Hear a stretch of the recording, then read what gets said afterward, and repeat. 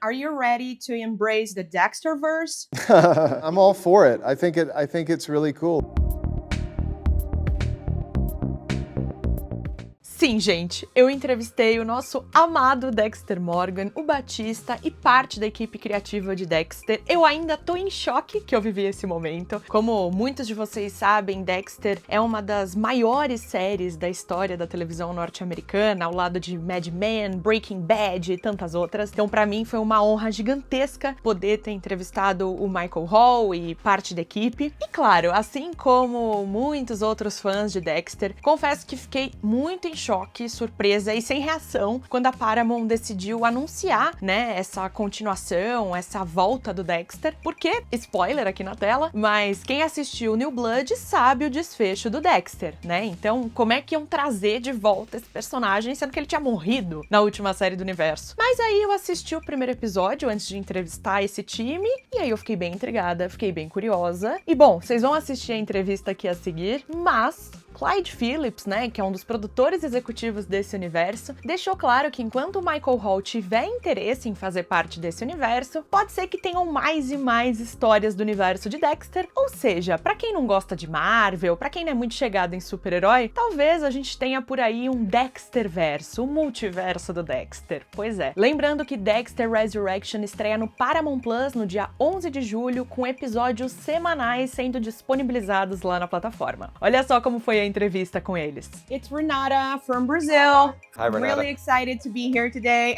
So are we. Hi, Renata. How you doing today? I'm really more than great. I've watched the first episode and oh my gosh, thank you so much. Thank you, Michael. Thank you, David, for coming back. I mean, I'm a huge fan. I talked to the cast of Original Sin back in CCXP Brazil. Wish you guys were there too. So do we. So let's get to it. Dax isn't hiding in the woods anymore. He has to deal with the whole new challenges of a big city. He's struggling with the code. Resurrection does seems to flip the premise of the original show. And I do feel that Dax is not in control anymore. I mean, do you feel that too, Michael? Do you feel that this is like the general idea of the season? I mean, I think he's still trying to control what he can, but also maybe has a more mature perspective on what he can and can't control. He can't control his son.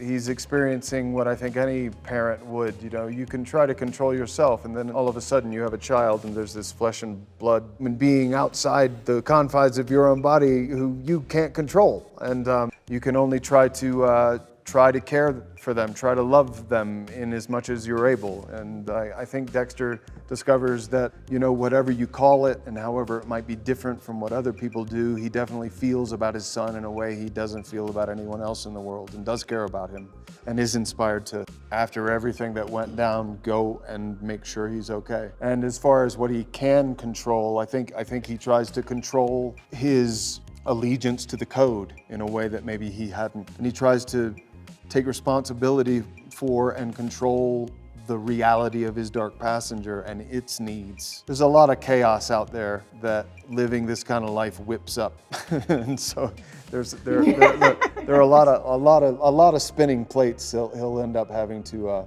try to deal with. It's the first I've considered that he's not in control. I do think, though, that he's starting over. Yes. He lived in Iron Lake, population 250 people, and his girlfriend was the chief of police. And now he's in New York City, population 8 million, and the police are not friendly, the city's not friendly, and he finds a way to make it work. So New York is a surveillance state, and he has to find a way to make it work and get back together with Harrison, and keep us loving him, and keep the show funny, and do his kills. Yeah, because when he resurrects, it's what you were sort of saying, that he's going back to basics. He's going back to the code. The voice in his head of his father is encouraging him to just stick with that and take care of you, know, James be a dad. James Remar. Yeah, James Remar. Be a dad and kill bad guys. And that's all you need. And of course, we know Dexter needs more than that. He does need a community. He does need friends. Even though he tells himself, I don't need this, kind of white knuckling it a little bit. So there are others on their way.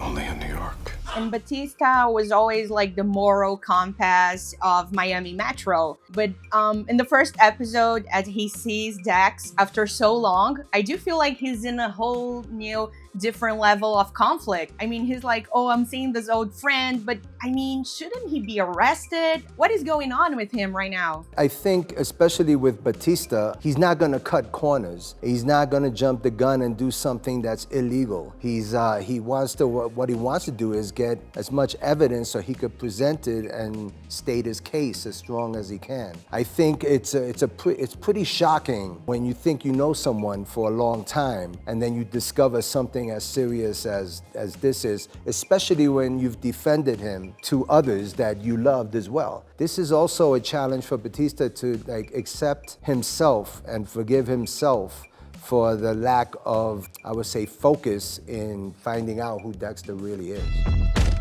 Dexter, it's like seeing a ghost. And I wanted you guys to talk me through the process of coming up with this idea right now. Are we into the Dexter multiverse? Is this...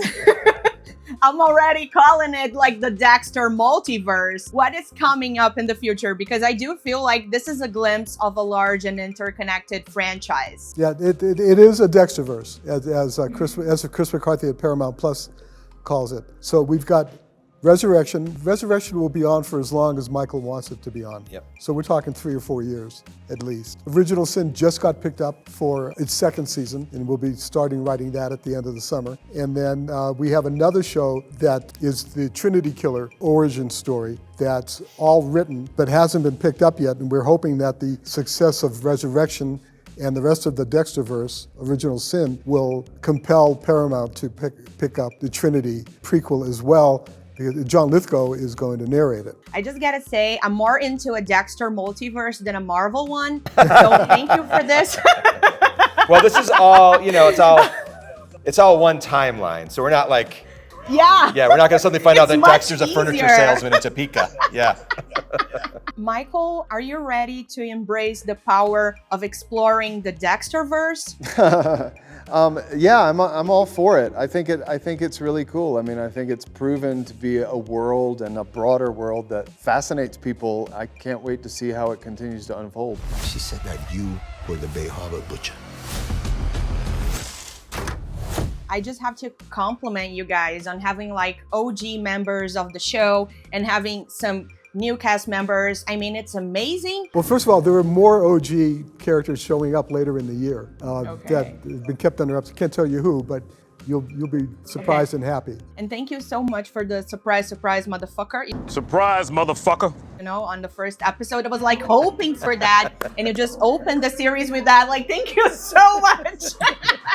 Yeah, when each of those people came back, Lithgow and Jimmy Smits, and the other one that you mentioned, Dokes, it felt like old home week. Like they came onto set and they just put that persona right back on, and it was wonderful. And they all said yes immediately because of Michael, because of the writing, and it's great. Thank you guys so much. I hope the next time you're in CCXP, it's in Brazil. So yeah, too. thank Love you. to, yes. Thank you so much. Hope you can come to Brazil anytime soon. Okay, thank you too. Thank you. What do you think? I'm back in New York.